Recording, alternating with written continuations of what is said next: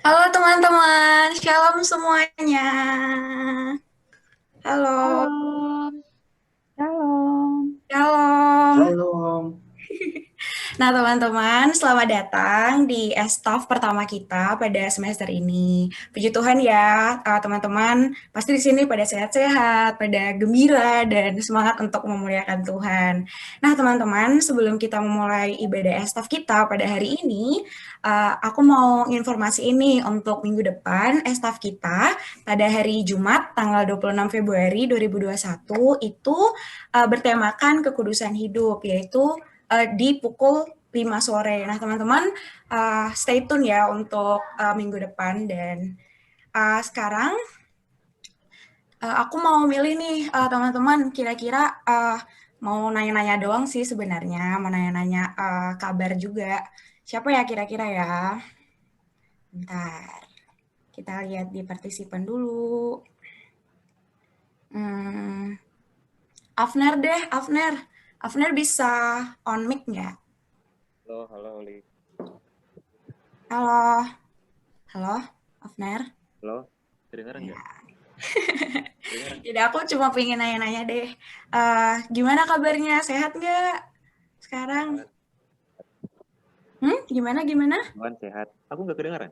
Nggak Ya, kedengaran? baru kedengaran. Jelas. Sehat, sehat. Sehat ya, sehat. Nah, gimana nih perkuliahannya? Kan udah 2 minggu nih masuk.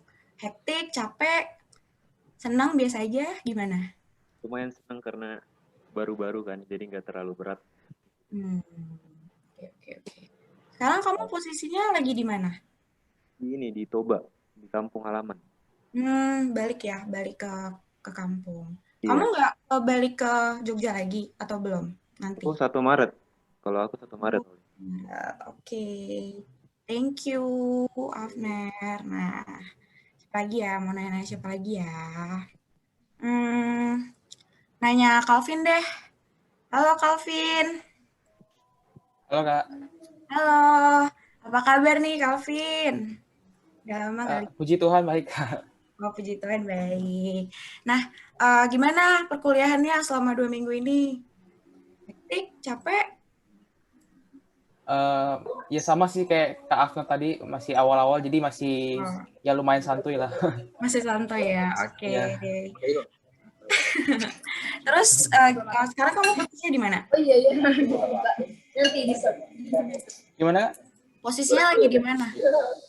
Oh, lagi di Jakarta Kak, lagi balik juga. Balik ya? Oke.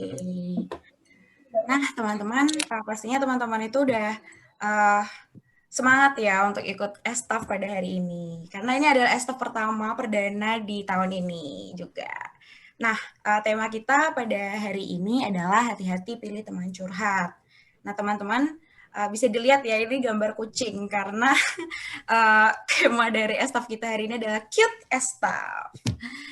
Nah, teman-teman, kita akan memulai ibadah kita pada sore ini. Untuk itu, mari kita diam dengan tenang, sambut Roh Kudus untuk hadir dalam hati dan pikiran kita. Kita bersatu teduh.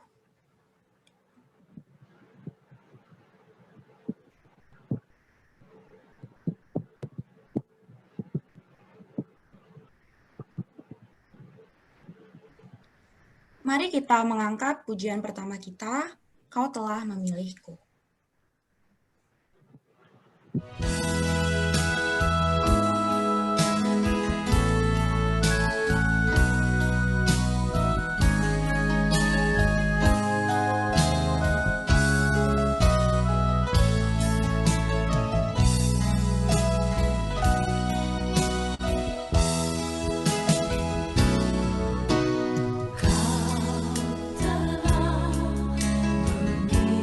Pilih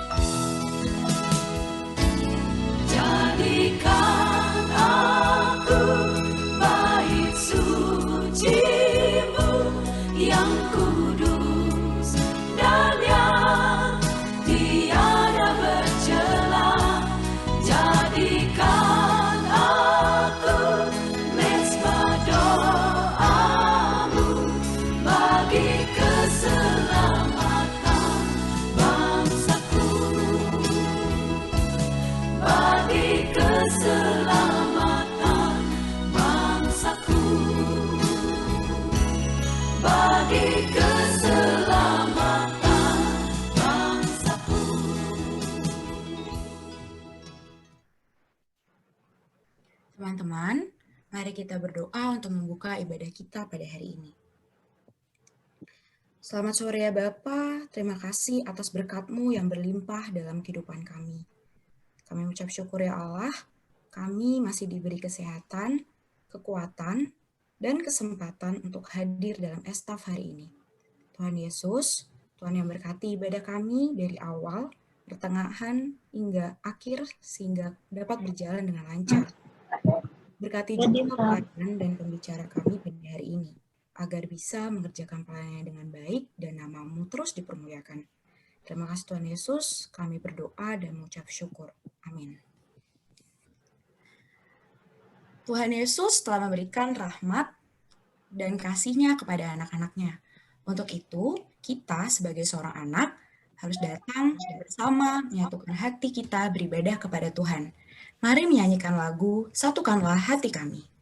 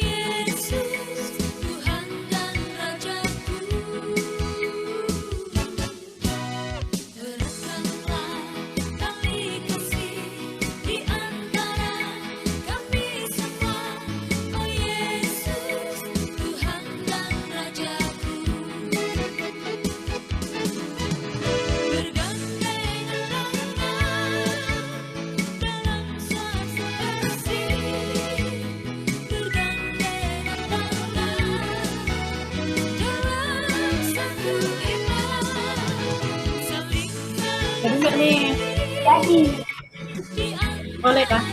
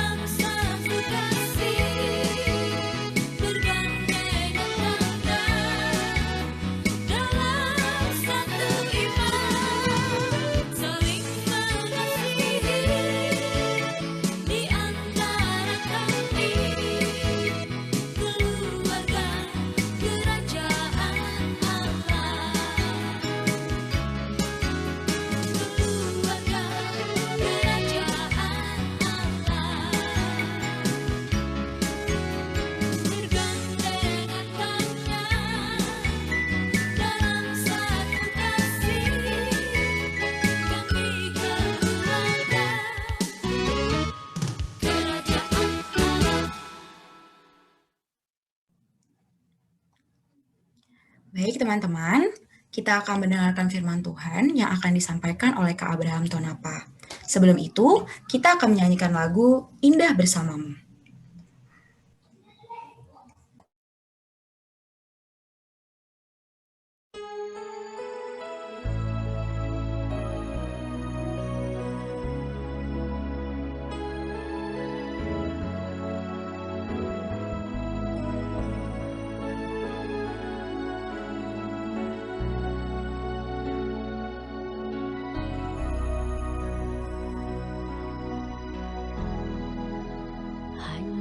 Dekat Allahku, rasa tenang hatiku, Kau sertai jalanku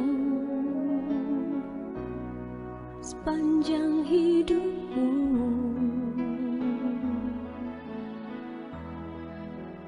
Hanya dekat padamu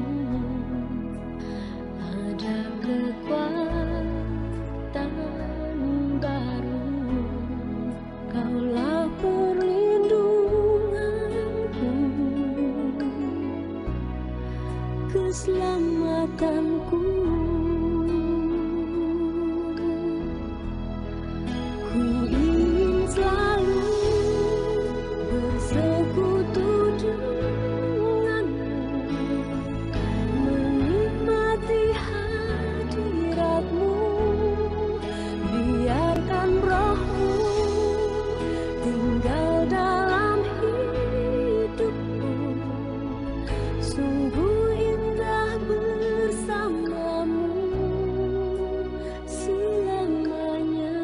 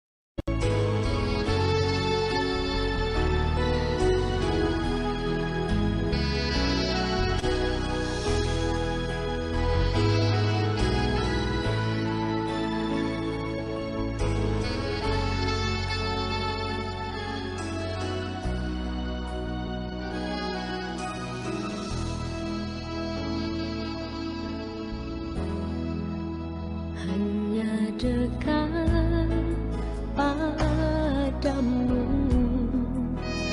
ada kekuatan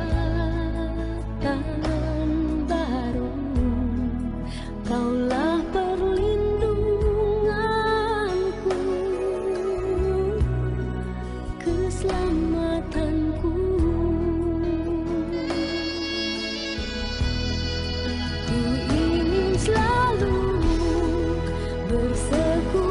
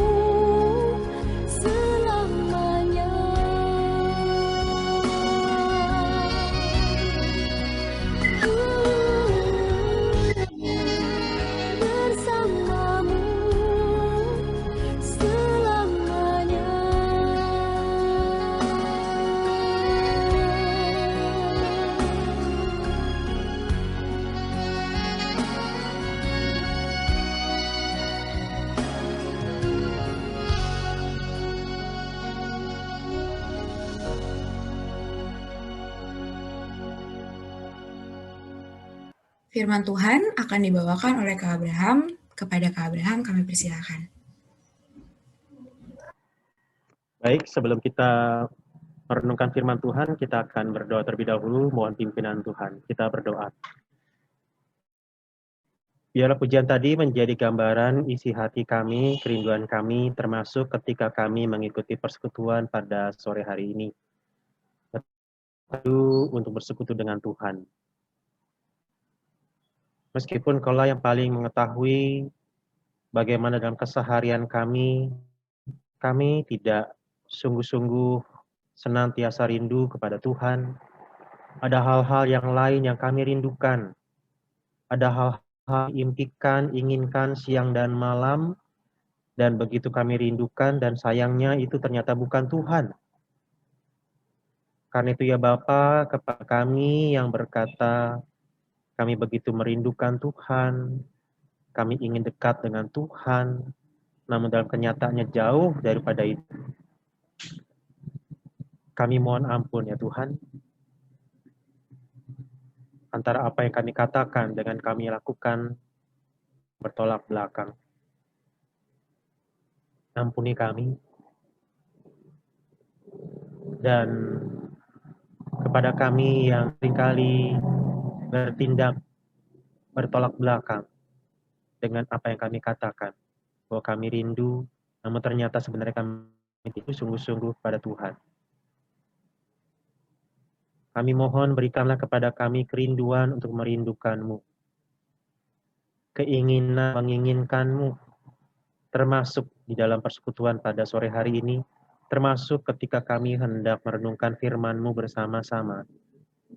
Berikan kepada kami kerinduan, berikan kepada kami kehausan akan firman Tuhan, sehingga ketika firman Tuhan kami pelajari bersama-sama, hati kami sungguh-sungguh terbuka, kami bersedia untuk memasukkannya di dalam hati kami, bersedia untuk firman Tuhan itu mengintervensi pemikiran kami, mengganggu, menggelisahkan kami, sampai-sampai kami bisa-bisa mungkin untuk tidur malam ini karena kami harus menerapkan firman-Mu di mana itu bertentangan dengan keinginan kami. Tetapi kiranya Tuhan berkenan kerjakan itu, sehingga firman-Mu benar-benar menghasilkan perubahan hidup. Kami benar-benar gundah ketika kami benar-benar gelisah, ketika kami dipaksa untuk berubah oleh firman-Mu. Dan itu bukti bahwa firman Tuhan berhasil mengubah hidup kami. Pakai hamba-Mu yang lemah dan terbatas, kami mohon Kau juga memakai jaringan yang kami gunakan, Zoom yang kami pakai, sinyal internet yang kami gunakan, mohon Tuhan pakai juga, sehingga tidak menjadi kendala diperdengarkan kepada setiap kami. Inilah doa kami ya Bapa, bersabdalah kepada kami, karena kami umat-Mu bersedia untuk mendengar firman-Mu, dan dalam nama Tuhan Yesus kami berdoa, amin. Baik, ya perkenalkan nama saya Abraham Tonapa, dipanggil AB atau Bang AB atau KAB. Saya pelayanan di Perkantas ya, di Persekutuan Kristen Antar Universitas di Jakarta, di bagian pelayanan mahasiswa. Saya akan coba share screen saya, kira-kira bisa ya?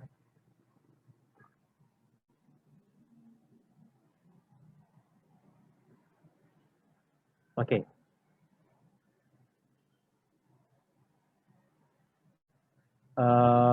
Sebentar ya ini. Ya. Sudah terlihat ya slide saya. Temanya hati-hati pilih teman curhat.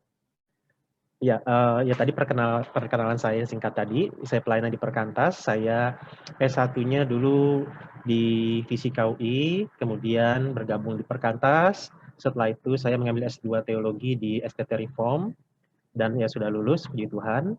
Dan sekarang saya kembali melayani di Perkantas. Ya istri saya hanya satu, anak saya baru 2 ya, nggak tahu Tuhan kasih lagi apa enggak. Oke, itu aja perkenalan. Ya, tema kita hari ini adalah hati-hati pilih teman curhat ya. Nah, ini berkaitan juga dengan hal yang kita gunakan selama ini, yaitu apa? Tidak jarang kita curhat kepada orang-orang yang secara fisik memang kita temui. Tetapi tidak kita curhat di sosial media. Entah itu di Facebook, entah itu di Instagram, entah itu di Twitter. Tetapi sekarang sosial media menjadi sarana untuk kita curhat. Ini satu hal yang memang perlu kita pikirkan bersama. Kira-kira teman-teman di sini gimana? Apakah teman-teman juga melakukannya? Ada hal-hal yang kalian tumpahkan isi hati dan perasaannya di sosial media kah? Nah, kira-kira waktu teman-teman berpikir seperti itu, melakukannya kenapa ya? Nah, jadi teman-teman ini kita berjumpa dengan kenyataan, ya. Kita seringkali bahkan punya akses atau tidak meraih kesempatan untuk curhat dengan teman yang secara fisik kita bisa temui, tadi kita malah menggunakan fasilitas virtual ya, teknologi media sosial. Padahal sebenarnya itu interaksi yang semu dan dangkal. Apa? Karena begini, waktu teman-teman curhat di sosial media, apa yang teman-teman harapkan?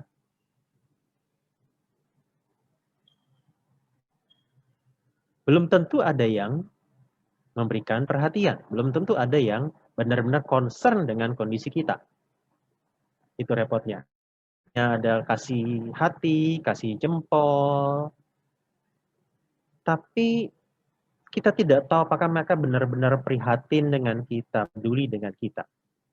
Kita punya teman banyak di Facebook. Tetapi apakah mereka benar-benar mengenal kita secara pribadi? Belum tentu. Tapi lucunya, kita malah lebih mudah curhat. Saya tidak kemudian mengatakan mari kita tutup semua sosial media kita, tetapi mari kita menerapkan hal yang memang bisa lakukan di sosial media dan menerapkan mana yang memang kita harus terapkan di dalam relasi fisik yang kita punya, begitu. Jangan akhirnya ya. Nah, tetapi intinya teman-teman di balik itu, ketika orang-orang ingin punya teman di media sosial, ingin curhat di media sosial, gambarkan ada sesuatu di dalam diri manusia. Sehingga ini menjadi sebuah pertanyaan yang penting. Kenapa ya marak sekali penggunaan media sosial? Kenapa ini hal yang begitu gencar?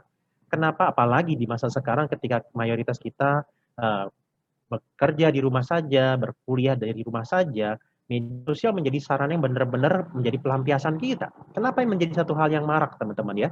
Nah, karena ini bicara tentang manusia yang ingin curhat di media sosial, ingin punya banyak teman di media sosial, ini bicara tentang rancangan Allah atas manusia. Kenapa? Dikatakan Tuhan Allah berfirman, tidak baik kalau manusia itu seorang diri saja. Aku akan menjadikan penolong baginya yang sepadan dengan dia. Nah, teman-teman memang secara sepintas menjadi satu ayat panduan bahwa kita itu tidak diperkenankan Tuhan untuk jomblo. Ya, jadi buat teman-teman yang masih belum punya pacar, ini ayat yang mungkin bisa menjadi penghiburan dan penyemangat. Nah, tetapi teman-teman mari kita lihat secara lebih jelas lagi bahwa ini bukan sekedar bicara tentang kita nggak boleh jomblo, kita nggak boleh selibat, bukan ya. Jadi begini, memang ini dikatakan tidak baik. Ini satu frase, satu istilah yang cukup menarik karena di dalam pasal 1, setiap kali Allah selesai menciptakan sesuatu di satu hari, maka ditutup dengan kata-kata Allah melihat semuanya itu baik, Allah melihat semuanya itu baik, Allah melihat semuanya itu baik. Nah, begitu Allah melihat tentang manusia seorang diri, Allah bilang tidak baik. Nah, kemudian di sini dikatakan aku akan menjadikan penolong bagi yang sepadan, penolong yang sepadan, dan kemudian, nah ini dia, manusia tidak boleh seorang diri. Nah, kenapa? Karena di dalam cerita atau narasi kejadian dulu, manusia waktu itu hanya sendirian. Jadi ini bukan sekedar bicara tentang seorang itu harus punya pasangan hidupnya, bukan. Tetapi intinya ini bicara manusia sebagai makhluk sosial.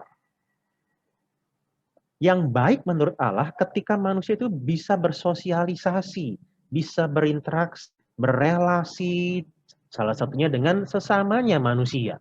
Inilah yang baik di mata Tuhan. Sehingga dari sini ya kita bisa mulai melihat jejak-jejaknya bahwa kalau orang itu aktif di media sosial, kalau orang itu pengen curhat di media sosial, karena itu adalah desain mereka, desain kita sebagai manusia yang memang harus bersosialisasi. Nah, yang lebih mendasar lagi kenapa manusia itu diciptakan sedemikian harus bersosialisasi, karena ini, Kejadian 1 ayat 26 sampai 28 dikatakan berfirmanlah Allah, baiklah kita menjadikan manusia menurut gambar dan rupa kita, supaya mereka berkuasa atas ikan-ikan di laut dan burung dan atas ternak dan atas seluruh bumi dan atas segala binatang melata yang merayap di bumi. Maka Allah menciptakan manusia itu menurut gambarnya, menurut gambar Allah diciptakannya dia. Lalu diciptakannya mereka, Allah memberkati mereka, lalu Allah berfirman kepada mereka, beranak cuculah dan bertambah banyak, penuhilah bumi dan taklukkanlah itu, berkuasalah atas ikan-ikan di udara dan atas segala binatang yang merayap di bumi. Nah, jadi teman-teman ketika ada berkat dari Allah di ayat 28 untuk manusia bertambah banyak, jadi artinya ini benar-benar menjadi sebuah komunitas sosial yang besar. Ini salah satunya adalah karena ayat 26. Baiklah kita menjadikan manusia rupa kita. Waktu dikatakan kita, ini bicara tentang Allah Tritunggal. Bukan sekedar bicara tentang gaya bahasa kebangsawanan atau Allah bicara kepada malaikat. Bukan. Ini bicara tentang Allah Tritunggal. Bahwa Allah Tritunggal menciptakan dunia dengan segala isinya, termasuk menciptakan manusia itu secara bersama. Waktu di sini katakan, baiklah kita menjadikan manusia menurut gambar dan rupa kita, artinya kalau Allah yang menciptakan adalah Allah Tritunggal, di satu sisi tunggal, di sisi lain berkomunitas, memiliki semacam tanda kutip komunitas, berelasi, maka memang manusia itu harusnya menyerupai Allah. Yaitu apa? Manusia itu berelasi karena manusia itu adalah cerminan dari Allah Tritunggal. Cermin Tritunggal yang memang berelasi. Begitu. Jadi teman-teman dalam hal ini, kita ini berelasi bukan sekedar karena kita kesepian. Kita berelasi bukan karena kita ingin punya teman, tetapi karena itulah default setting kita. Setting awal kita. Bahwa kita ini cerminan Allah Tritunggal, Allah yang berelasi. Begitu. Nah, tetapi memang di dalam pasal 3 Kejadian, ada kejatuhan dalam hal ini, yaitu saya fokus kepada satu bagian saja. Kejatuhan dalam hal relasi dengan sesama. Kenapa? Misalnya ayat 7 ya, Kejadian 3 ayat 7. Maka terbukalah mata mereka berdua dan mereka tahu bahwa mereka telah pohon ara dan membuat cawat. Ini satu hal yang agak aneh, kontradiktif. Kenapa? Kalau nanti teman-teman baca Kejadian 2, Kejadian pasal 2 ayat terakhir, dikatakan manusia dan istrinya itu keduanya telanjang tetapi mereka tidak merasa malu. Nah, di sini begitu mereka melanggar perintah langsung menyemat daun pohon ara untuk membuat cawat, karena apa? Mereka tahu mereka telanjang. Loh, bukannya sebelumnya mereka tahu mereka telanjang? Jawabannya iya, mereka tahu, tetapi rasa malu. Nah, jadi teman-teman dari sini kita bisa lihat, waktu kita malu, itu ada korelasinya dengan apa? Nah, teman-teman mari kita coba ambil contoh begini. Misalnya teman-teman lagi di kamar mandi, teman-teman mandi. Kemudian, kalau misalnya waktu teman-teman udah buka baju untuk mandi, tiba-tiba di dalam kamar mandi ada saya misalnya. Teman-teman akan berkata apa? Ada Kak AB. Kak, permisi dulu ya, saya mau mandi, kakak di luar aja. Kira-kira teman-teman akan berrespon, teman pasti akan marah, mungkin teman-teman akan siram saya dengan air, usir saya. Kenapa? Karena teman-teman malu. Teman-teman tidak berbusana. Contoh misalnya, teman-teman waktu lagi mandi, di tembok kamar mandi teman-teman ada semut sekitar mungkin 3-4 ekor yang merambat di tembok. Teman melihat semut-semut itu yang merambat di tembok, apakah teman-teman akan kemudian pukulin itu semua semut, bilang, pergi kamu, saya malu lagi mandian? Kira-kira ada nggak di antara teman-teman yang punya respon seperti itu? Jawabannya enggak. Nah, jadi teman-teman dari sini kita bisa lihat bahwa kita ini malu dalam korelasi antara kita dengan sesama kita manusia. Kita dengan binatang nggak akan malu. Teman-teman telanjang di dalam binatang nggak malu. Binatang juga nggak malu kok telanjang. Mereka juga nggak pakai pakaian. Nah, jadi teman-teman di sini relasi kita dengan sesama udah rusak ketika jatuh dalam dosa. Ya, kita malu karena apa? Ada sesuatu yang kita nilai membuat orang akan menolak kita, merendahkan kita. Ada sesuatu yang seperti. Nah, kemudian Kejadian 3 ayat 12. Manusia itu menjawab ketika Adam ditanya ya oleh Allah, kenapa kamu ngumpet? Kenapa kamu bersembunyi? Terus dia bilang, saya nggak berpakaian dan seterusnya. Nah, kenapa kok kamu bisa tahu? Karena kamu sudah makan ya buah itu. Nah, langsung manusia bilang, bukannya iya saya sudah makan buah itu. Manusia menjawab, perempuan.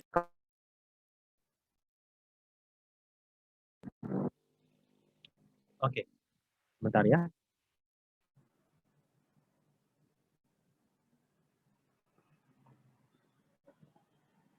Ya tadi sempat di mute ya.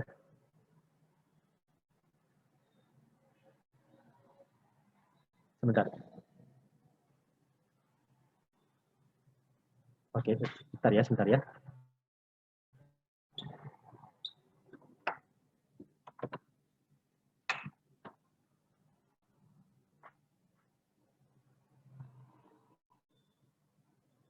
Oh, oke.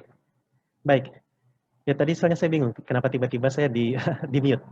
Baik, saya akan coba screen saya ya.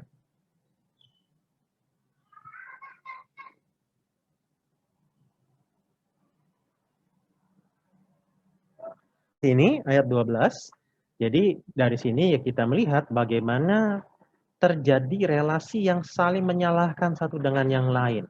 Dalam hal ini Adam bukan hanya menyalahkan si Hawa perempuan, tetapi Adam bahkan menyalahkan Allah. Kenapa engkau hadirkan orang seperti ini dalam hidup saya? Nah, teman-teman, ini juga menjadi satu jeritan kita juga ya. Ketika kita konflik di rumah, kita konflik dalam relasi di persahabatan atau di kampus. Mungkin kita pernah berteriak seperti ini, kenapa sih Tuhan ada orang kayak begini dalam hidup saya? Coba nggak ada orang seperti ini, mungkin hidup saya lebih mulus, lebih baik. Kalaupun saya melayani Tuhan, saya bisa lebih optimal, studi saya bisa lebih baik, dan seterusnya. Nah, jadi kalau ada teman-teman yang pernah berteriak seperti itu, kenapa saya punya orang tua seperti ini, Tuhan? Yang jelek banget kelakuannya, dan seterusnya. Jawabannya di sini sudah terlihat. Ketika manusia jatuh dalam dosa, kita lebih mudah untuk melihat kekurangan, kesalahan orang lain. Bukan kekurangan menyalahkan orang lain. Bukan menyalahkan diri kita atas setiap kegagalan-kegagalan kita. Dan kemudian yang terakhir, di dalam pasal 3 juga, firman-Nya kepada perempuan itu, susah payahmu waktu mengandung akan kubuat sangat banyak. Dengan kesakitan engkau akan melahirkan anakmu, namun engkau akan berahi kepada suamimu dan dia akan berkuasa atasmu. Nah, di sini ketika dikatakan kesakitan engkau akan melahirkan anakmu, ada berbagai penafsiran yang intinya mengatakan bahwa ini bukan sekedar bicara tentang susah payah ketika membesarkan anak itu menjadi satu hal yang begitu berat buat orang tua. Dan kemudian dikatakan engkau akan berahi kepada suamimu. Berahi di sini bukan sekedar bicara tentang ada dorongan seksual kepada pasangannya, tetapi kata berahi di sini kalau dalam bahasa aslinya ini bicara tentang keinginan untuk mendominasi. Jadi di dalam ayat 16 ini sudah ditunjukkan adanya perseteruan antar gender. Yang pria ingin menjadi yang di atas wanita, mendominasi yang pria. Makanya di dalam relasi-relasi berpasangan itu kadang-kadang istri-istri lebih galak dan seterusnya terhadap suaminya, lebih ingin memerintah, mengatur rumah tangga dan seterusnya. Ya, nah jadi teman-teman sudah bisa melihat bahwa begitu manusia jatuh dalam dosa, relasi yang dimiliki menjadi relasi yang rusak, gitu. Nah, sehingga kalau kandungan hari ini dari Matius 18 ayat 20. Ketika di sini dikatakan sebab di mana 2 atau 3 orang berkumpul dalam namaku, di situ aku ada di tengah-tengah mereka. Nah, teman-teman, ayat ini sebenarnya biasanya dipakai menjadi satu janji bahwa kalau ada persekutuan, ada ibadah, ada persekutuan doa yang datang hanya 2 atau 3 orang, ayat ini menjadi semacam kutipan untuk menguatkan bahwa nggak apa-apa karena Tuhan hadir. Nah, ya memang kita menghayati Allah kita, Allah yang maha hadir. Tetapi ayat ini bukan tentang itu. Kenapa? Lihat ininya, situasinya atau konteksnya. Kalau nanti teman-teman mau membaca perikop sebelumnya di dalam Matius 18 berbicara tentang, mengisahkan tentang perumpamaan domba yang hilang. Ya, teman-teman, ini ada suara latar ya di samping, di depan rumah saya ada tukang ondel-ondel lewat. Kalau agak terganggu ya mohon maaf. Nah, jadi kalau teman-teman nanti mau baca Matius 18, perikop sebelumnya bicara tentang domba yang hilang. Hal yang menarik di sini bahwa berbagai penafsiran yang saya coba cari, rupanya ini menjadi satu kisah yang berbeda dengan Lukas 15, perumpamaan tentang domba yang hilang juga. Kenapa? Karena kalau Lukas 15 ayat 4, itu kata kehilangan itu bahasa aslinya adalah apolumi, artinya binasa, destroy. Kan di dalam Matius 18, domba yang hilang di sini bukan destroy, hancur, binasa, tetapi sesat kalau dalam bahasa Inggrisnya. Planao, ya. Nah, jadi jika dua perikop ini dibandingkan, yang satu orang yang memang akan binasa karena tidak mengenal Yesus. Nah, kalau di dalam Lukas 18 ini bicara tentang ada anggota jemaat yang sesat, yang keluar dari kawanannya. Sehingga ada kemungkinan bahwa ini bicara tentang jemaat yang meninggalkan gereja, meninggalkan komunitas anak-anak Tuhan, mungkin karena sakit hati. Nah, menariknya, perikop sesudah Matius 18 ayat 20 ini adalah pengampunan. Pengampunan, jadi di sini seperti sebuah pesan yang mau disampaikan ya ketika Petrus bertanya, si orang harus mengampuni 7 kali ya. Waktu Petrus bilang 7 kali ya, dengan semangat sepertinya dia seolah-olah lebih hebat dari manusia. Tuhan Yesus bilang, kalau kamu mau mengampuni, ampuni 70 kali 7 kali. Jadi artinya standar Bapak Petrus itu masih terlampau rendah. Nah, jadi teman-teman, pengampunan ini berarti bicara tentang ada orang yang pernah kami disakiti sehingga kemudian diajak untuk mengampuni orang yang bersalah kepadanya.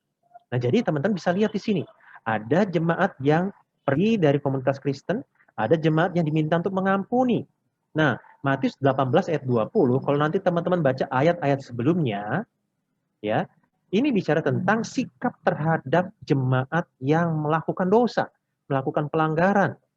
Makanya di dalam ayat-ayat sebelumnya dikatakan kalau ada orang kedapatan ditegur dulu 4 mata. Kalau berhasil, engkau akan menerima dia kembali. Kalau gagal, panggil saksi mata. Omongkan di depan jemaat. Kalau berhasil, engkau akan mendapatkan dia. Kalau enggak, ya udah, anggap aja dia sebagai orang salah. Artinya apa? Diekskomunikasi. Kalau ini salah satu bentuk disiplin gereja ya, zaman-zaman beberapa puluh tahun yang lalu, bagaimana jemaat yang kedapatan melakukan pelanggaran moral, salah satu bentuk pembatasan mereka, di pendisiplinan mereka adalah boleh ikut perjamuan kudus. Nah, kalau di dalam bagian ini ya intinya bagaimana orang itu ya udah entah diusir dari komunitas, entah didiamkan. Sehingga akhirnya ya orang itu akan introspeksi diri. Nah, jadi ketika ada orangnya dianggap sebagai pemungut cukai atau orang yang tidak mengenal Allah, nah mereka bisa jadi akan meninggalkan gereja di dalam kebebasan. Nah, Matius 18 ayat 20 menjadi jawabannya. Gak apa-apa ketika upaya-upaya melalui cara-cara tadi tidak berhasil, sekarang giliran kamu untuk berdoa, mendoakan dia, dan itu sudah cukup. Kenapa? Ketika aku hadir di tengah-tengah kamu, ketika engkau berdoa untuk dia, aku hadir di tengah-tengah hidupnya. Nah, jadi teman-teman, kita bisa lihat di sini, Matius ayat 20 bicara tentang bagaimana sebuah kenyataan dinamika relasi yang rusak yang kita bisa jumpai di komunitas Kristen. Tinggalkan gereja atau komunitas Kristen kita atau di PMK, FT, UGM. Ada orang-orang yang harus mengalami kepahitan dan harus mengampuni bersalah. Tetapi ada juga orang yang harus di komunitas kita mungkin harus didisiplin, dimarahin, ditegur. Karena hidupnya mungkin telah begitu menyakiti orang-orang lain. Nah, disinilah signifikansi ayat itu. Nah, jadi teman-teman kita bisa melihat bahwa komunitas Kristen termasuk mau itu di gereja ataupun di PMK, FT, UGM, adanya konflik, kita masih bisa menyakiti orang lain masih bisa menyakiti kita, sehingga ada orang meninggalkan gereja, ada orang yang harus didisiplin, ada pengampunan yang harus diterapkan di sana. Nah, kalau begitu gimana? Masihkah kita mau menjadi PMK FTUGM, kelompok kecil atau KTB yang ada di dalamnya sebagai sarana untuk kita curhat? Nah, kita akan melihat lebih lanjut ya, bagaimana kita harusnya mencari teman untuk curhat. 1 Samuel 18 ayat 1 sampai 5, saya ajak kita untuk lihat dari kisah Daud dan Yonatan. Ketika Daud habis berbicara dengan Saul, berpadulah jiwa Yonatan dengan jiwa Daud, dan Yonatan mengasihi dia seperti jiwanya sendiri. Pada hari itu Saul membawa dia dan tidak membiarkannya pulang. Yonatan mengikat perjanjian dengan Daud karena ia mengasihi dia seperti dirinya sendiri. Yonatan menanggalkan jubah yang dipakainya dan memberikannya kepada Daud sampai pedangnya, panahnya, dan ikat pinggangnya. Daud maju berperang dan selalu berhasil kemana juga Saul menyuruhnya, sehingga saya mengepalai para prajurit. Hal ini dipandang baik oleh seluruh rakyat dan juga oleh pegawai-pegawai Saul. Demikian pembacaan firman Tuhan. Teman, ketika kita diajak melalui tema hari ini, hati-hati pilih teman curhat, mari kita mendapatkan hal-hal yang menjadi koridor-koridornya. Bagaimana kita mencurhat melalui kisah ini. Ya. Yang pertama, adanya chemistry. Ya, chemistry di sini yang biasanya dari sekian puluh, sekian ratus anak-anak yang aktif di FTUGM, di PMK FTUGM. Kenapa kamu lebih bisa dekatnya sama si X bukan sama si Y? Atau teman-teman di sini misalnya udah punya pacar. Ini pengalaman waktu pas dulu ada satu teman pelajar perempuan, terus ditanya, kenapa sih kamu lebih pilih si A?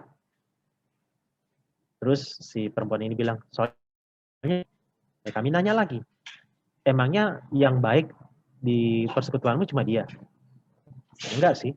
Terus kenapa? Soalnya dia pinter. Loh, emang yang pinter cuma dia doang? Enggak juga. Terus kenapa? Nah, jadi saudara, ada sesuatu yang membuat dia sepertinya bisa klop dengan si A begitu. Nah, teman-teman, mari kita coba berpikir juga. Mari kita coba kembali bagaimana relasi-relasi yang kita miliki. Kenapa ya? Kok sama si X saya bisa begitu dekat, sama si Y enggak? Atau sama si Z, saya dekatnya untuk hal ini. Untuk studi iya, tapi untuk hal-hal yang bersifat pribadi tidak. Nah, jadi kalau dalam hal ini ya saya bukan bicara tentang chemistry, tetapi sebenarnya istilahnya adalah fisik ya. Anak teknik kan mengerti ya, bagaimana kita bisa tertarik satu dengan yang lain kan ya, ada gaya tarik berarti ya. Gaya tarik berarti bicara tentang fisika, bukan kimia. Kimia juga berkaitan dengan fisika ya. Nah, jadi teman-teman ada semacam gaya tarik yang membuat kita bisa dekat satu dengan yang lain, atau ada gaya tolak membuat si X ketimbang si Y gitu ya. Nah, makanya di ayat 1 dikatakan berpadulah jiwa Yonatan dengan jiwa Daud. Ketemu baru ngeliat kok tiba-tiba klik. Nah, ini satu hal yang nggak bisa dijelaskan dengan secara logika benar-benar tuntas teman-teman ya. Nah, teman-teman, kita coba lihat dulu dalam hal ini yang membuat kita akan lebih bijaksana untuk memilih teman curhat. Kenapa? Karena begini, ada 5 tingkat pergaulan. Yang paling rendahnya adalah enemy. Saya dengan si X punya relasi, tapi relasi seperti apa? Relasi seperti enemy. Jadi orang ini orang yang kita nggak suka, orang yang kita hindari. Kalau dia ada, kita berusaha untuk menghindar. Nah, ada kan ya orang-orang seperti itu dalam kehidupan kita. Kita ingin menghindari dia, kita nggak suka sama dia. Gitu. Nah, tetapi ada tingkatan yang nggak terlalu stranger. Ada orang-orang di dalam hidup kita yang mungkin kita nggak benci, tapi kita nggak pengen deketin. Dan ya itu satu realita. Nah, ada lagi yang berikutnya itu casual friend, teman biasa. Ya, jadi teman buat kita belajar kelompok atau mengerjakan tugas, bikin PR, teman biasa. Nah, ada juga close friend. Nah, jadi ini udah bisa diajak curhat tentang mungkin hal-hal yang bersifat pribadi, kesulitan-kesulitan dalam keluarga, masalah-masalah emosional. Mungkin ini bisa. Nah, tetapi ada yang paling di atasnya itu apa? Best friend. Berbagi suka dan duka bersama. Nah, teman-teman, jadi kalau kita lihat di sini, kalau diibaratkan seperti sebuah piramid, maka ini piramid terbalik begitu.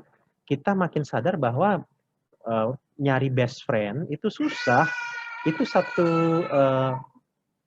kesempatan yang langka, sangat sulit menemukan best friend. Makanya dalam hal ini, teman-teman jangan sembarangan curhat sama orang, apalagi sembarangan curhat di media sosial.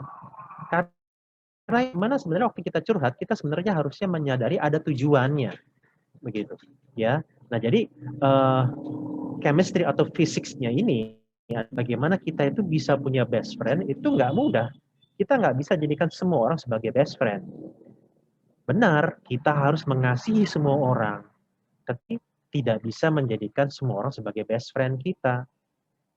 Begitu, kita nggak bisa curhat kepada penjahat, kasih tahu papa mama kita lagi sakit, kita nggak bisa kemudian kasih tahu nomor PIN kita kepada maling, kan enggak ya. Nah, jadi teman-teman, memang kalau kita punya teman dekat dan itu sedikit, itu satu hal yang wajar.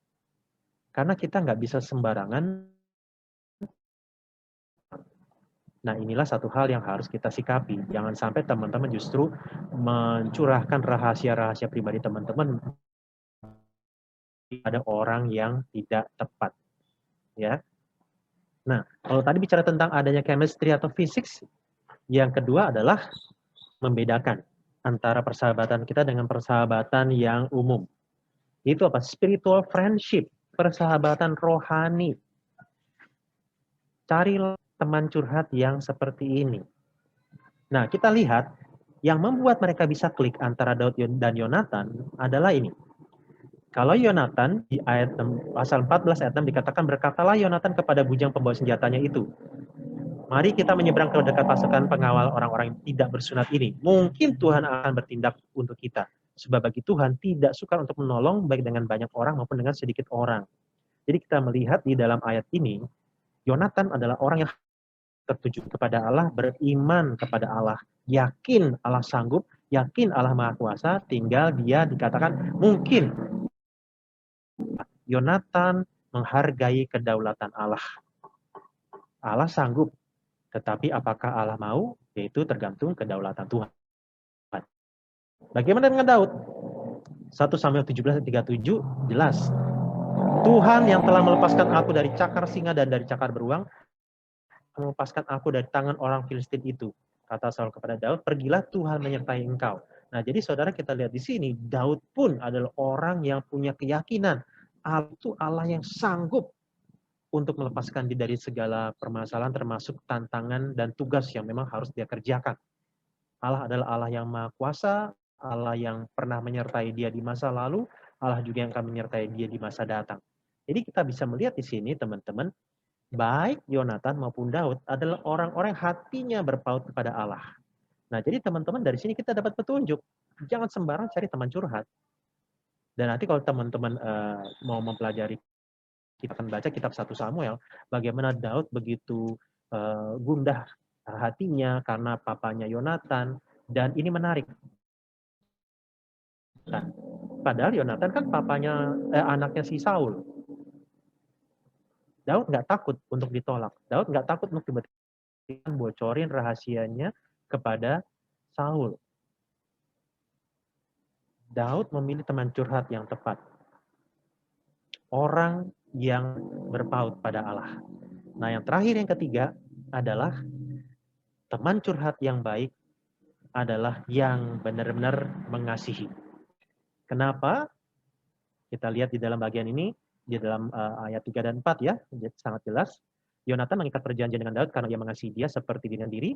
Yonatan menanggalkan jubah yang dipakainya dan memberikannya kepada Daud, juga baju perangnya, sampai pedangnya, panahnya, dan ikat pinggangnya. Ini satu tindakan yang benar. Kenapa? Karena Yonatan adalah putra mahkota. Semua atribut pakaian, perlengkapan, baju zirahnya itu adalah bukan sekedar pakaian perang biasa. Pakaian perang Baju zirah peperangan seorang pangeran, seorang putra mahkota, bukan seorang prajurit. Tapi di sini dikatakan dia bersedia bahkan menanggalkannya dan memberikannya kepada Daud. Di mana Daud adalah raja yang akan diurapi, raja yang sudah diurapi ya, yang akan Saul papanya. Jadi sebenarnya buat bangsa-bangsa lain adalah wajar putra mahkota yang nantinya akan menggantikan. Tetapi di dalam kisah ini, Yonatan tidak berpikir seperti itu. Dia tidak melihat bahwa kalau dia putra mahkota, otomatis dia akan jadi raja menggantikan Saul. Begitu dia melihat Daud, dia serahkan otoritas dia sebagai putra mahkota kepada Daud.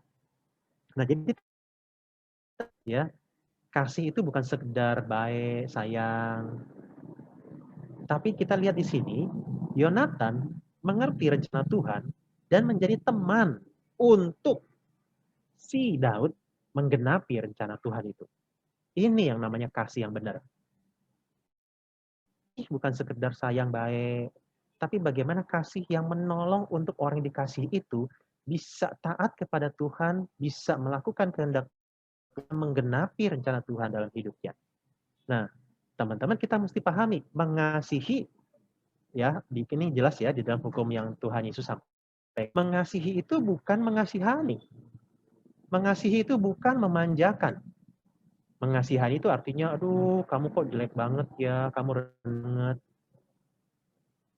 Artinya apa? Artinya kamu tidak menyadari keberhargaan kamu tidak menyadari keberhargaan orang lain di mata Tuhan. Mengasihi begitu artinya ya. Kita kan kasihan kepada pribadi atau pihak yang lebih di bawah kita.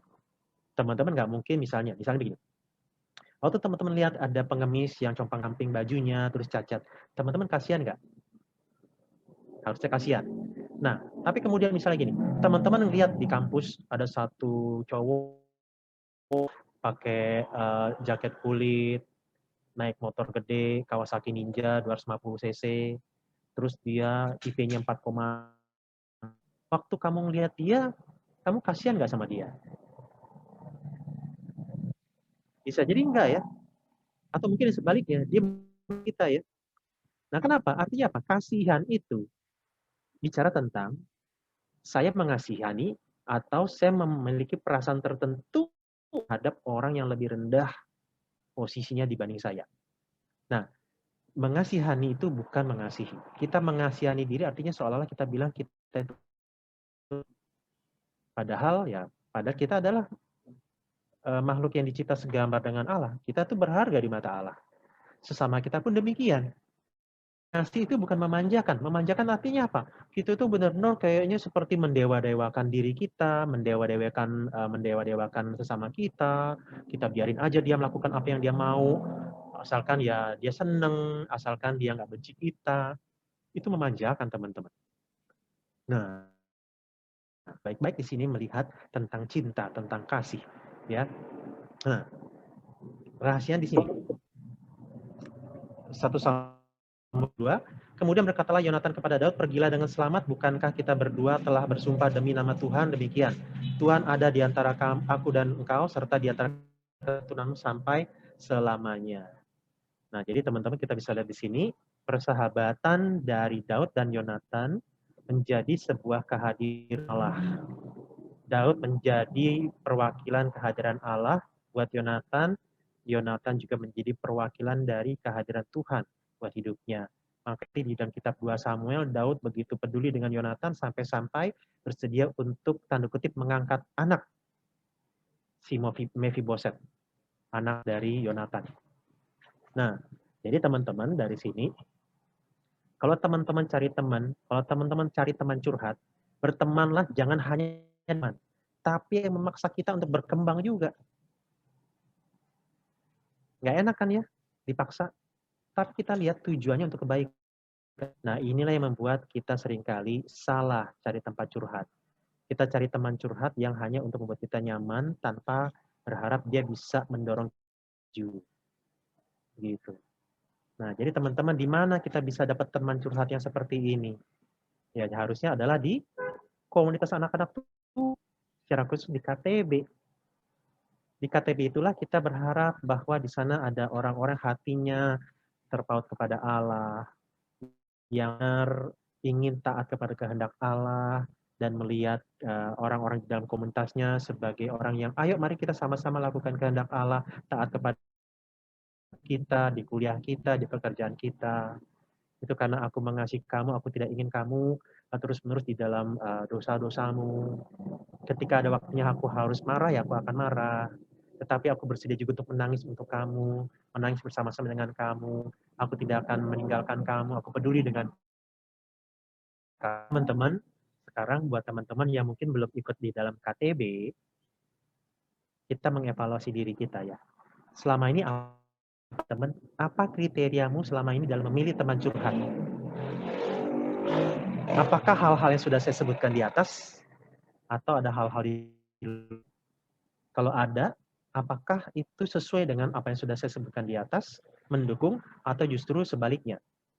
Kita mencari teman curhat yang akan dengerin, membiarkan kita di dalam keterpurukan tanpa ada doa-doa yang dinaikkan untuk kita, tanpa penguatan, tanpa kemudian ada bahu untuk kita bisa menangis, ada tangan untuk merangkul. Yang kedua, buat teman-teman yang sekarang sudah ikut KTB, bagaimana KTB-mu selama ini mengakomodir curhat anggotanya? Apakah KTB kita menjadi KTB di mana ya untuk curhat tanpa harus jaim seolah-olah malu, ya balik lagi ke kejadian 3 jadinya, orang bisa leluasa curhat karena apa? Meskipun ya kita tidak menyetujui misalnya dosa-dosa mereka, tetapi kita bisa mengerti akan situasi mereka. Kita tidak menjadi hakim yang terlalu cepat menyudutkan. Apa? Karena ketika kamu sibuk mengasihi, kamu tidak sempat menghakimi. Sebaliknya, ketika kamu selalu sibuk menghakimi, kamu tidak akan sempat. Nah, jadi teman-teman, firman Tuhan hari ini, teman-teman mungkin nggak punya jawaban dari setiap curhat-curhat dan ungkapan kesalahan yang disampaikan. Tetapi ini prinsipnya. Nobody cares how much you know until they know how much you care. KTB-KTB kita belum tentu menjadi sebuah gudang jawaban sebagai problem solver setiap permasalahan yang kita curhatkan di dalam kelompok. Tetapi KTB-KTB kita adalah kelompok-kelompok di mana diisi orang-orang yang peduli dengan satu dengan yang lain. Mungkin kita tahu solusi dari permasalahan teman kita, tetapi izinkan dia mengetahui bahwa kamu peduli sebelum dia mengetahui betapa bijaksananya kamu. Bukannya kita nggak butuh pengetahuan, tetapi kepedulian itulah yang harusnya menjadi jiwanya. Nasihat, petunjuk, ayat-ayat yang kita kutip untuk menguatkan, itu muncul dari kepedulian. Apakah kamu mencari teman-teman yang peduli dengan kamu? KTB harusnya menjadi sarananya. Dan buat teman-teman yang sudah ikut KTB, KTB menjadi KTB di mana itu diisi oleh orang-orang yang peduli. Orang-orang yang terbuka untuk menerima kita apa adanya. Orang-orang yang tidak merasa risih ketika mengetahui betapa lemahnya, bobroknya, terbatasnya kita. Nah, jadi teman-teman, bagaimana kita bersedia, bagaimana kita bisa menjadikan KTB sebagai tempat curhat? Nah, berarti ya kita harus pilih teman dulu. Nah, bagaimana kita bisa pilih teman curhat? Di dalam butuh trust. Kita curhat menceritakan apa menjadi isi hati kita, pergumulan kita, permasalahan kita, kelemahan kita, kebobrokan kita kepada orang lain. Itu butuh trust. Kita harus percaya orang itu. Kalau enggak mungkin kita cerita. Nah, kalau kita ingin KTB harus ada trust. Kalau nggak ada trust, sharing kita pasti dangkal. Isinya hanya di permukaan saja. Seputar studi lah, kesulitan-kesulitan nilai kuliah, film-film, udah gitu aja. Nah, jadi butuh trust. Nah, apa rahasianya untuk kita bisa percaya sama orang? Butuh komitmen. Kita harus menyerahkan diri pada orang itu. Kita ada tekad dia, ya udah deh, rahasia saya nggak apa-apa, saya simpan sama dia, saya serahkan kepada dia. Nah, bagaimana kita bisa berkomitmen kepada seseorang? Berani ambil risiko. Kita takut ditolak. Kita takut nanti orang itu bocor. Harapannya tidak. Jangan sampai kita ceritain kelemahan kita atau rahasia kita ke orang lain. Nah, untuk kita bisa trust, pada akhirnya kita mau nggak ambil. Ketika teman-teman sekarang diajak untuk ikut KTB, di mana melaluinya kita bisa curhat. Curhat ini bukan sekedar curhat yang tapi ada Tuhan yang akan menolong. Nah, kadang-kadang mungkin kita ragu untuk masuk ke dalam KTB tersebut. Apa rahasianya? Berani ambil. Nggak usah takut malu, nggak usah takut rugi. Berani nggak ambil risiko? Nah, apa rahasianya untuk kita bersedia ambil risiko? Ini, Yohanes 15 ayat 13. Tidak ada kasih yang lebih besar daripada kasih seorang yang memberikan nyawanya untuk sahabat-sahabatnya. Inilah kasih Yesus. Yesus yang ambil risiko, memberikan nyawanya. Dia mengambil risiko yang terbesar, yaitu apa? Nyawanya. Bukan sekedar permasalahan-permasalahan dia, bukan sekedar keluh kesahnya dia, tetapi nyawanya dia berikan kepada sahabat-sahabatnya. Inilah bukti Yesus sudah terlebih dahulu mengambil risiko, mau menjadi sahabat buat kita. Bersedia untuk menyahabati, menjadi sahabat buat kita. Tinggal pertanyaannya, maukah engkau menjadi sahabat-sahabatnya? Maukah engkau menjadi sahabat-sahabatnya di dalam KTB, di persekutuan kita? Amin. Mari kita berdoa. Bapak Surgawi, berdoa kalau ada di antara kami yang saat ini mungkin belum ikut di dalam KTB, Tuhan yang beri kami waktu untuk mengambil keputusan yang terbaik. Mungkin ini akan bertentangan dengan kenyamanan kami. Mungkin bisa jadi kami akan meninggalkan masa lalu kami, keberdosaan kami, karena kami akan masuk dalam sebuah komunitas di mana orang-orang di dalam ingin hidup untuk melakukan kehendak Tuhan. Tetapi kalau risiko ini risiko yang pantas untuk kami ambil, tolonglah kami untuk berani mengambil keputusan ini. Kami menjadikan KTB sebagai tempat curhat yang baik, yang benar, di mana melaluinya kami mendapatkan orang yang benar-benar tulus, peduli, dan otentik. Orang-orang yang mendoakan kami, orang-orang yang peduli dengan kami, orang-orang yang ingin kami maju kepribadian dan juga kerohanian kami. Kami juga berdoa ya Tuhan untuk KTB-KTB yang ada. Mungkin di masa-masa pandemi ini, KTB-KTB yang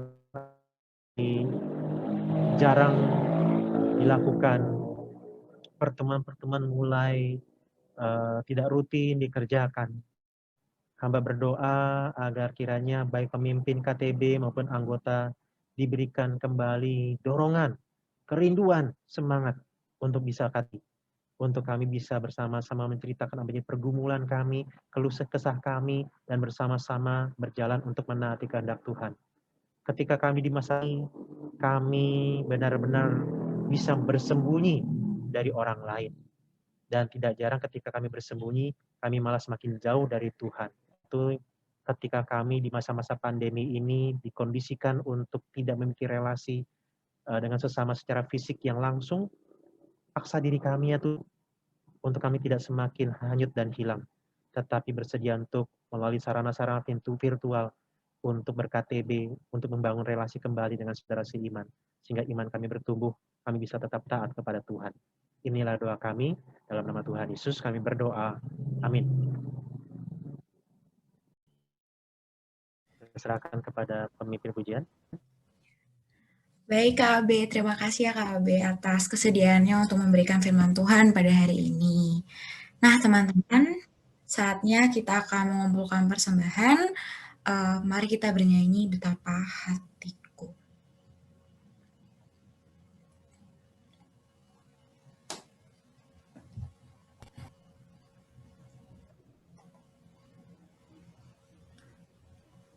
Untuk teman-teman yang ingin memberikan persembahan bisa langsung lihat di layar ya.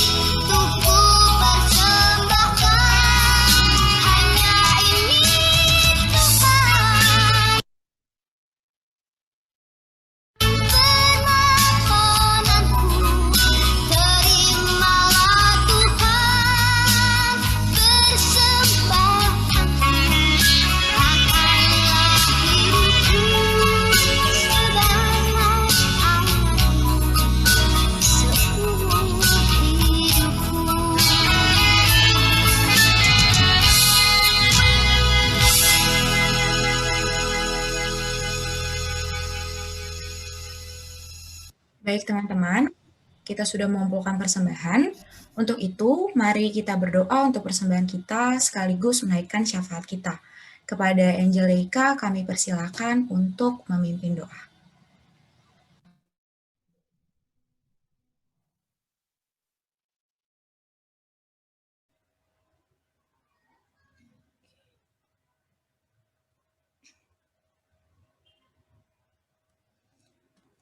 Baik, terima kasih. Mari kita bersatu dalam doa. Terima kasih Bapak, terima kasih Yesus buat berkat-Mu Tuhan sampai hari ini. Kami semua karena ada kasih karunia-Mu. Bapak, sebentar Tuhan, kalau boleh tadi kami sudah mendengar firman-Mu, biarlah apapun firman yang telah disampaikan hamba-Mu itu dapat kami terima dan dapat menjadi pegangan di dalam kehidupan kami. Engkau juga memberkati hamba-Mu yang telah menyampaikan firman-Nya. Kiranya Engkau tetap mengurapi dia, Bapak, apa setiap kerinduannya Engkau mengurapi. Tuhan, dan juga Bapak, kami telah mengumpulkan persembahan. Kiranya persembahan kami yang tidak seberapa, Tuhan, itu menjadi persembahan yang berbau harum di hadapan-Mu. Engkau juga memberkati tangan-tangan kami, baik yang memberi maupun tidak memberi. Kiranya Engkau balas dengan berkat-berkat yang daripada Engkau. Terima kasih Bapak, sebentar kami akan berdoa syafaat. Kiranya Bapak, apapun yang telah akan kami sampaikan Tuhan, Engkaulah yang membalasnya Tuhan. Dan juga Bapak, ampuni Bapak kami, kalau dalam nanti penyampaian doa kami Tuhan, ada yang menuntut apapun, ataupun Bapak yang tidak berkenan di hadapan-Mu. Baiklah teman-teman, marilah kita siapkan hati kita, dan kita berdoa syafaat. Terima kasih Bapak, terima kasih Yesus. Yang pertama, marilah kita berdoa buat kakak tingkat kita, kiranya Bapak memberkati penyusunan skripsinya, dan juga apapun kerinduannya dilancarkan. Mari kita bersatu di dalam doa.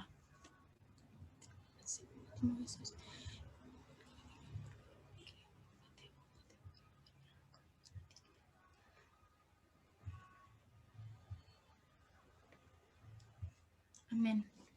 Kemudian tak lupa kita berdoa, kiranya di semester 2 ini Tuhan sanggupkan dengan sukacita, dan kiranya sampai kita mengakhiri di semester ini, Tuhan lancarkan semuanya. Mari kita bersatu dalam doa.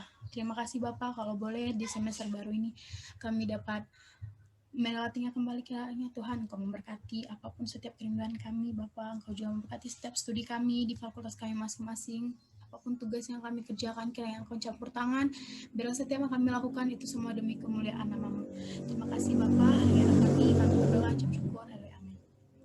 Kemudian kita berdoa buat pemerintah dan pihak terkait lainnya agar diberi hikmat dalam mengambil kebijakan sebagai upaya menanggulangi COVID. Mari kita bersatu di dalam doa. Terima kasih Bapa, buat berkat-Mu Tuhan, tak henti-hentinya kami mengucap syukur atas kasih-Mu. Kami berdoa Tuhan buat pemerintahan yang ada, buat pemerintah Indonesia, kiranya Engkau memberkati. Biarlah Bapa, setiap pemimpin-pemimpin yang Engkau tempatkan di mana berada memiliki hati dan kerinduan yang takut akan Tuhan. Setiap kebijakan yang mereka ambil, Tuhan, kiranya Engkau yang menunjukkan dan menuntun mereka. Dan juga Bapa, setiap kebijakan mereka ambil bukanlah untuk menjadi kepuasan mereka tersendiri ataupun kelompok, tapi untuk bagaimana nama-Mu dimuliakan. Engkau juga memberkati Tuhan pada anak-anak-Mu yang ataupun orang yang bertugas sebagai garda terdepan, Tuhan, kiranya Engkau tetap memberi mereka kesehatan dan kekuatan, sehingga apapun yang mereka lakukan, Engkau yang membalasnya Tuhan. Terima kasih Bapa, hanya kami berdoa, ucap syukur, haleluya, amin. Tak lupa kita juga berdoa buat seluruh anggota PMKT agar selalu diberi kesehatan dan hikmat yang daripada Tuhan dalam menjalankan aktivitasnya sehari-hari. Mari kita bersatu dalam doa. Terima kasih Yesus. Kami juga berdoa Tuhan buat seluruh anggota PNKT, kiranya Engkau juga memberi mereka kesehatan dan hikmat yang daripada Engkau. Sehingga Tuhan, dalam melaksanakan kehidupannya sehari-hari, mereka juga tetap akan mengingat kasih tuntunan daripada Engkau Bapa. Terima kasih Yesus, setiap apapun yang menjadi planning mereka ke depan Tuhan, Engkau yang campur tangan. Dan kiranya Bapa, semua kami kembalikan untuk demi kemuliaan nama-Mu. Terima kasih Bapa, hanya itu kami berdoa dan mengucap syukur, haleluya, amin. Tak lupa juga kita berdoa bagi kakak-kakak staf PMKT dan keluarga agar diberi kesehatan dan kekuatan. Mari kita bersatu dalam doa.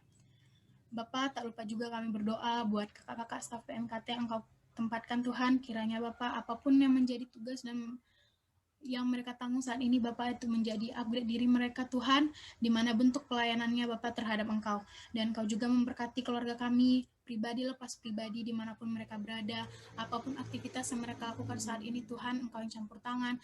Jika mereka sakit Tuhan, kami percaya Engkau adalah dokter, penyembuh yang sangat luar biasa Yesus, dan juga Bapa, apapun masalah yang mereka hadapi saat ini, biarlah mereka tetap berpegang teguh kepadamu karena Engkau adalah Allah yang menjadi sumber kekuatan dan jawaban bagi setiap kami Yesus. Terima kasih Bapa, hanya ada kami berdoa dan mengucap syukur, haleluya, amin. Dan terakhir, tak lupa juga kita berdoa bagi teman-teman kita yang belum dapat hadir saat ini, kiranya Tuhan dapat menegur, ataupun jika mereka sedang sakit, Tuhan beri mereka kesehatan dan juga dapat bergabung dan bersukacita bersama-sama dengan kita di KTB selanjutnya. Mari kita bersatu dan berdoa. Bapa, kami juga berdoa buat teman-teman kami yang belum dapat hadir saat ini. Jika mereka sedang sakit, Tuhan, kiranya Engkau menjadi penyembuh bagi mereka. Jika mereka sedang beraktivitas, Engkau juga memberkati mereka, Bapa. Kiranya bukan menjadi sebuah alasan untuk mereka tidak dapat hadir saat ini. Namun, Bapa, kami berharap biarlah mereka memiliki kerinduan yang sama akan kami untuk bersama-sama berkumpul, memuji dan memuliakan nama-Mu, sehingga kami dapat melangkah bersama Yesus untuk memuji dan memuliakan nama. Terima kasih Bapa, terima kasih Yesus. Kami berdoa dan syukur, haleluya, amin. Terima kasih Tuhan untuk setiap acara kami yang boleh berjalan dari awal, pertengahan, dan akhirnya. Walaupun Bapa kami bertemu secara virtual, namun Tuhan tidak mengurangi sukacita kami untuk memuji dan memuliakan nama-Mu. Setiap firman yang telah disampaikan Tuhan itu dapat menjadi pegangan dalam hidup kami, dan juga setiap pujian dan penyembahan yang telah kami naikkan Tuhan itu menjadi persembahan yang harum di hadapan-Mu. Terima kasih Bapa, kiranya setiap doa syafaat yang telah kami naikkan Tuhan itu berkenan di hadapan-Mu, dan juga kiranya Engkau yang menjawab sesuai waktu-Mu. Kami percaya Tuhan, waktu Tuhan adalah waktu yang terbaik. Terima kasih Bapa, untuk aktivitas kami selanjutnya kami serahkan ke dalam tangan-Mu. Apapun yang kami lakukan pribadi lepas pribadi, Engkau tetap campur tangan dan juga melindungi kami sampai kami Tuhan bertemu untuk acara selanjutnya. Dan juga Bapa, buat malam ini kami serahkan tubuh dan jiwa jasmani kami ke dalam tangan-Mu. Engkau memberkati dan melindungi kami Tuhan. Terima kasih Bapa, terima kasih Yesus. Ampuni segala dosa dan pelanggaran kami, baik dalam kami berdoa ataupun banyak yang kami menuntut yang tidak berkenan di hadapan-Mu. Terima kasih Tuhan, hanya kami berdoa dan ucap syukur, haleluya, amin. Amin. Nah, teman-teman, tadi kita sudah sama-sama mendengarkan firman Tuhan. Kiranya Roh Kudus memenuhi dan mengisi hati serta jiwa kita setiap hari. Mari datang kepadanya dan menaikkan lagu pujian. Come, Holy Spirit.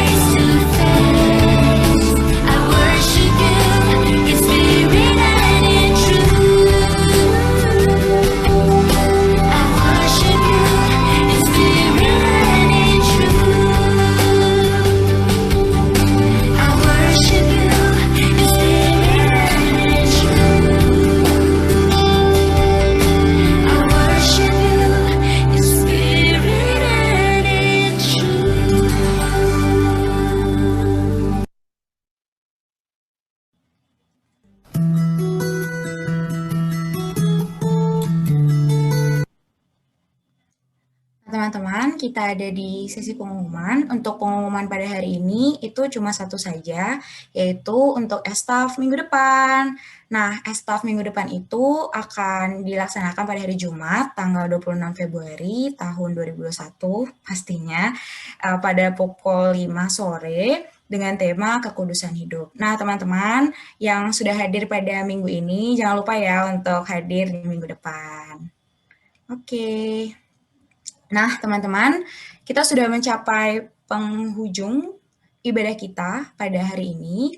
Untuk itu, mari kita berdoa sekaligus doa berkat yang akan dibawakan oleh KB. Kepada KB, kami persilakan. Baik, sebelum kita mengakhiri persekutuan kita pada hari ini, kita akan berdoa. Bapak Surgawi, terima kasih untuk setiap Tuhan yang Kau curahkan di dalam ibadah kami pada sore hari ini. Kami juga bersyukur kalau Engkau menganugerahkan kepada kami kerinduan, dorongan untuk kami memilih ikut kebaktian pada hari ini ketika ada begitu banyak pilihan yang kami bisa ambil, tetapi Tuhan menuntun kami di dalam kebaktian pada hari ini meskipun secara virtual. Kami berdoa biarlah firman-Mu yang telah kami pelajari menolong kami untuk di dalam mencari teman pergaulan, teman curhat yang baik, yang menuntun kami bukan hanya untuk menyelami isi hati Kristus yang penuh dengan kasih dan menginginkan kami untuk bertumbuh semakin maju, semakin dewasa. Terima kasih ya Tuhan untuk setiap kami yang melayani. Terima kasih untuk setiap kami hadirkan. Kalau sebentar lagi kami akan berpisah satu dengan yang lain, kami berdoa. Kiranya kasih karunia Tuhan Yesus Kristus dan kasih Allah Bapa dan persekutuan Roh Kudus menyertai kami senantiasa, baik hari ini, esok, bahkan sampai selama-lamanya. Amin. Saya serahkan kepada pemimpin pujian. Ya, terima kasih kepada KB. Nah, teman-teman, terima kasih ya. Kita sudah sampai penghujung dari estaf kita pada hari ini. Terima kasih karena sudah menyempatkan waktu untuk beribadah bersama. Dan kami mengucapkan terima kasih kembali lagi kepada KB atas firman-Nya pada hari ini. Semoga kakak tetap sehat selalu dan semangat untuk pelayanannya.